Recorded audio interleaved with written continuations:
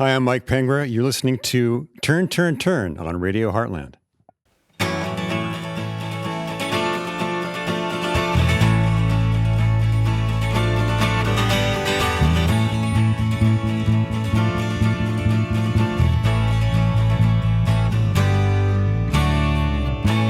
You didn't ask if you could stay. I didn't have the strength to send you on your way. When we were kissing on the grass,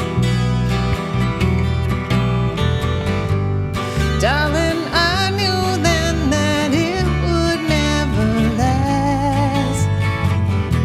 We're hungry ghosts singing our sad love songs. We go remote when the connection is too strong. You went out looking for what we had all along, and we'll breathe a little lighter when you're gone. We chase the sun into the stars. Rode U.S. highways in our roller coaster cars. We used to be such shiny things before we got all tangled in each other's dream. We're hungry ghosts singing our sad love song. We go remote when the connection is too strong. You went out looking for what we had all along, and we'll breathe a little lighter when you're gone.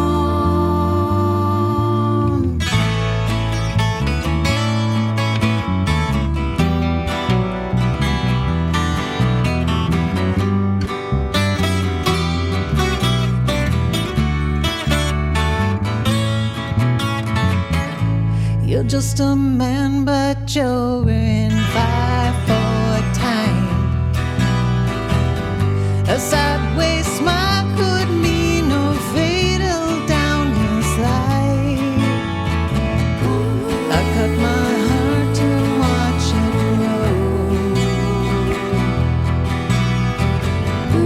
The more I learn, I find the less I really know. We're hungry ghosts singing our sad love song.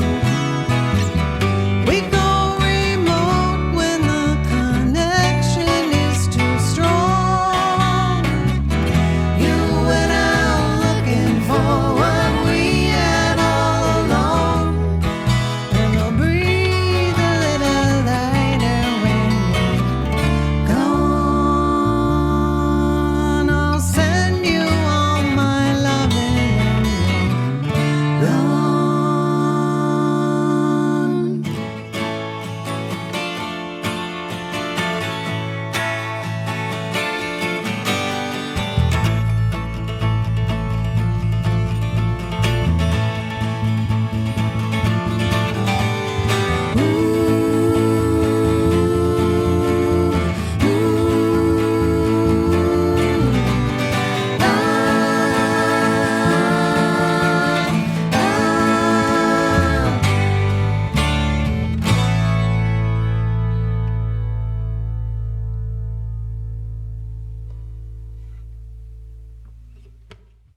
I'm lucky to be in the studio with Turn, Turn, Turn today. We've got Savannah Smith, Adam Levy, Barbara Instead.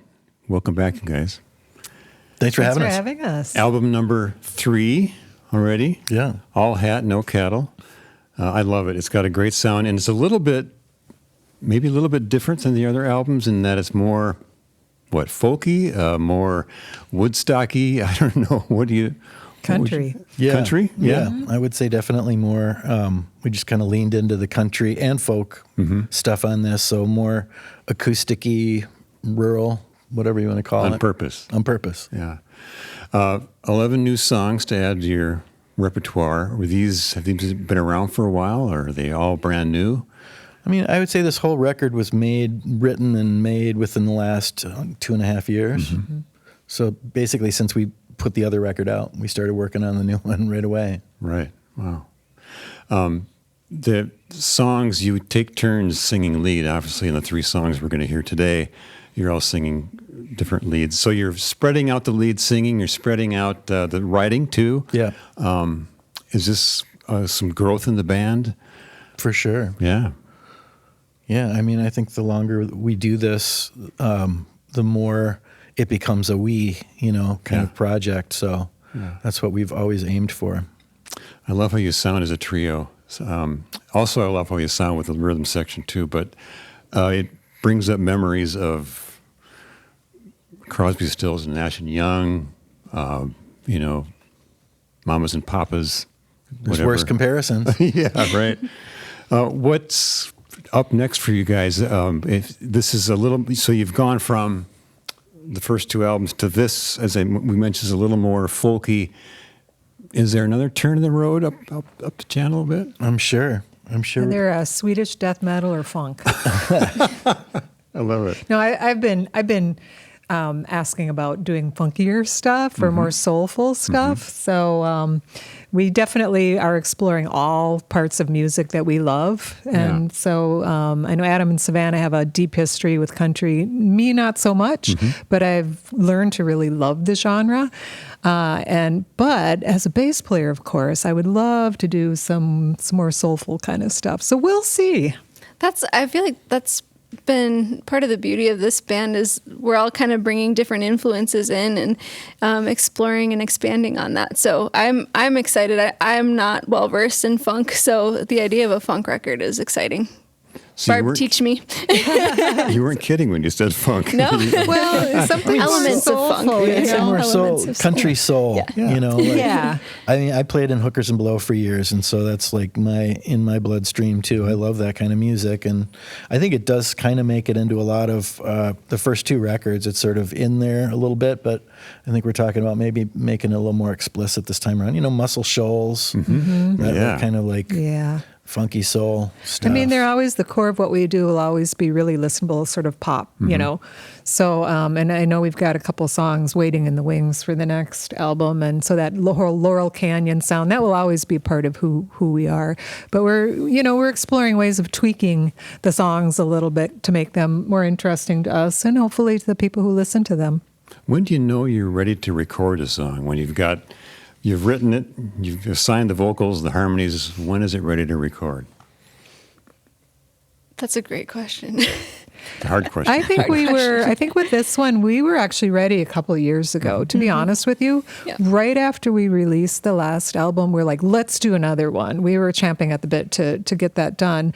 But then, life sort of got in the way. We had a bunch of songs that we started playing during that time, and then things sort of shifted around. And I guess we just let ourselves sort of go with it and sort of surrender to the process and let it evolve and come out when it was meant to come out.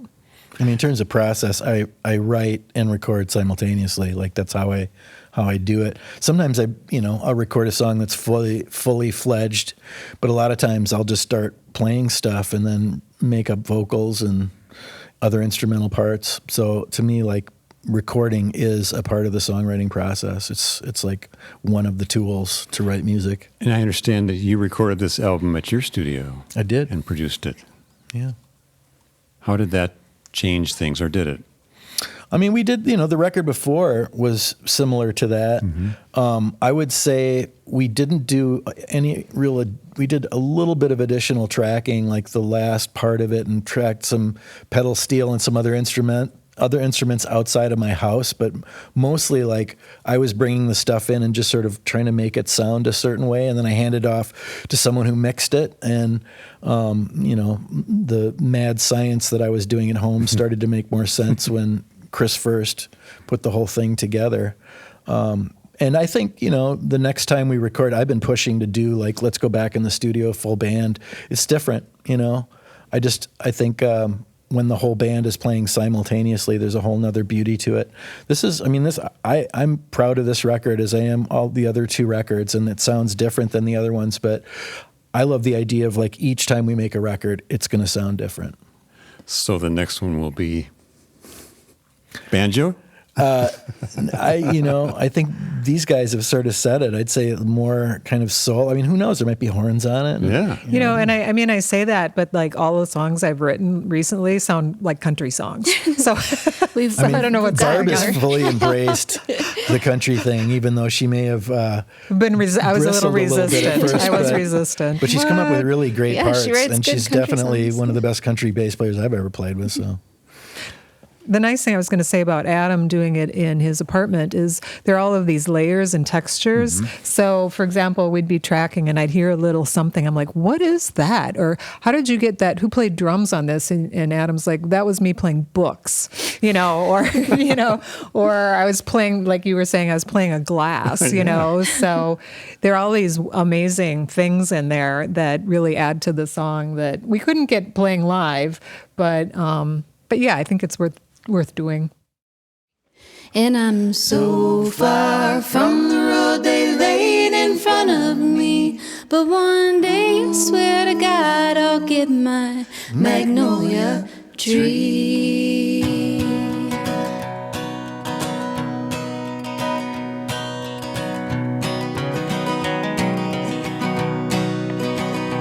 It's a worn-out story, takes the air out of my lungs. I'll explain away my days when loneliness became my drug. They can't say I never tried to walk with lions arm in arm. I held the face of chiseled lovers till they crumbled from my palm. And I'm so far from the road they laid in front of me. But one day, I swear to God, I'll get my magnolia tree. Well, I broke a heart in Brooklyn, left the one down in El Paso. Scattered love like papers to the wind and carried on with hope. I don't think about it much, it's just a momentary lapse when I'm blinded by the left hand, heavy with the platinum flash. And I'm so far from the road they laid in front of me. But one day, I swear to God, I'll get my magnolia tree.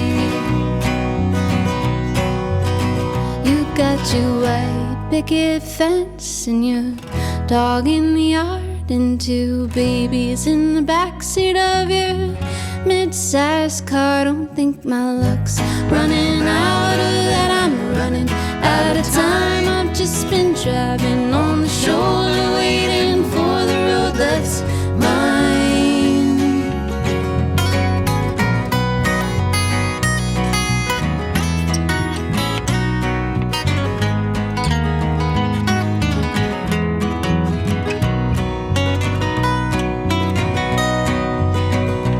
And I'm so far from the road they laid in front of me. But one day, I swear to God, I'll get my magnolia. And I'm so far from the road they laid in front of me. But one day, I swear to God, I'll get my magnolia tree.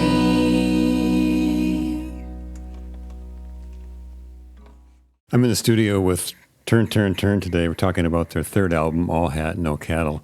You just finished a residency at Ice House for the month of February. How'd that go? Wonderful. It was a joy. We, rather than have a big record release party, we decided to spread out the celebration over a month. And as it turns out, we didn't even have the merchandise, all of the merch, until I think shortly after the residency, but that's okay. You know, we just wanted to do things a little differently. And it was such a pleasure playing with the openers. They not only opened for us, but we asked them to join us for a couple of songs because, as you know, we started as a cover band. And so we gave them a whole list of all of the covers that we played, and they could pick two to three, and they came up and they performed with us. And that was super fun. Yeah, I mean, we're kind of getting to know these songs in those shows. We'd never played 3/4 of them live before, so and each show was different. You know, like we started out sitting down in chairs, and then we stood up the next week, and then it was drums and pedal steel the next week, and drums. So each show was just different, and we tried not to duplicate set lists each time. So there's a lot of repeat fans that came to the shows. It was really fun, and it was also kind of meaningful, I thought, being about 100 yards from where Alex Preddy was murdered. That sort of weighed on us a little bit, but there's just a sense in our community of togetherness right now, and how, in spite of all of this adversity, people have really come together. And I also think like art has a real special place during times like this. Speaking of what's been happening in this city lately, any of that affecting your songwriting? Anything coming out about that? Or yeah, I mean, I've written a few songs, I'd say, responding to what's going on right now. I think I always, like, my writing always reflects what's going on, whether it's like personal or political or you know, relational. But yeah, I mean, I'd say that it's definitely great songwriting grist right now. I guess the thing that strikes me too is a lot of the things that we wrote a few years ago still have a kind of resonance right now, or an additional resonance with what's been going on. Especially I think that 7 Kids was so, I mean, just it's taken on a whole new meaning. Yeah, it's a song about immigrants and story about immigrants, and yeah, it definitely has. Every time I play it, it feels like sheds a whole new light on it, I think. And City is the last song we played. Obviously, Adam wrote that, a couple years ago, I think. But when we played it at Ice House for the first time, people kind of went nuts over it and loved it just because, you know, it talks a little bit about our love affair with living in a city, which was undergoing, you know, it was such a stressful time for everybody. And we still love all aspects of it and love it even more probably as a result. Yeah, for sure. So I listened to the whole album. At the very end, there's a little, as you mentioned, an Easter egg at the end. All hat, no cattle, cowgirls and boys with no saddle, right? From New York City to Seattle, looking good is half the battle.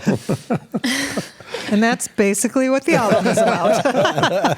Summed up right there. Looking good is half the battle. You guys are great. It's always fun to talk to you, and this is a fabulous session. You sounded fantastic. Thank you. Thank you very much. Thank you for coming. Thanks for having us.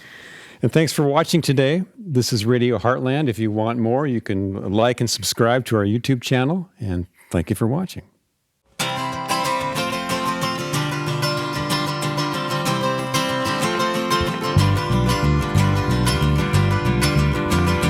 Blame the cities for the change we allow. Raise the warmth of other suns for me now. Cities are flesh, cities are smoke, cities are noise, cities are bones, cities are bricks, cities are lights, cities are dreams, cities are nights, cities are fences and cities are stones, machines that build new, but cities are old, cities are cries and cities are sense, cities are pains and miles of pavement. Blame the cities for the change we allow. Raise the wealth of other suns for me now. Cities are skin, cities are doors, cities are colors, and lives are more. Cities are sugar, and cities are salt, cities are trouble, it's everyone's fault. Cities are warfare, and cities are peace. Cities divide you, and cities divide me. Cities are money, and cities stench, stand in hand or clench fists. Blame the cities for the change we allow. Raise the welfare of the sons, pull me now.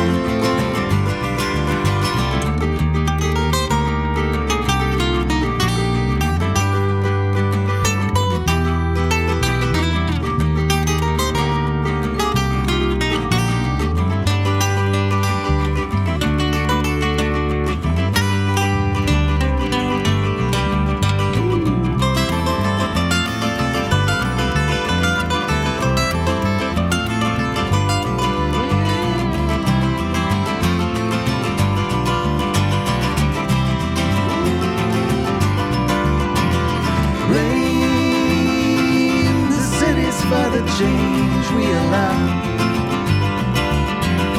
Raise the warmth of the suns. Pull me now, pull me now, pull me now, pull me now. Whoa.